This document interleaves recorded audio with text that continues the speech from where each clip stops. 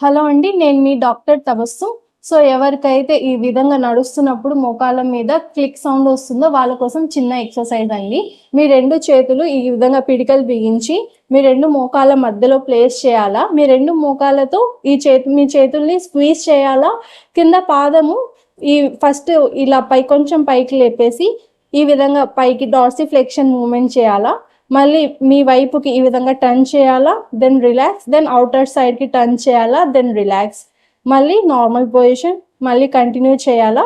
So, ఈ విధంగా చేయడం వల్ల ఎవరైతే నడుస్తున్నప్పుడు మోకాళ్ళలో క్లిక్ సౌండ్ వస్తుందో వాళ్ళకి ఆ ప్రాబ్లమ్ అనేది తగ్గుతుందండి. Thank you and do follow for more updates.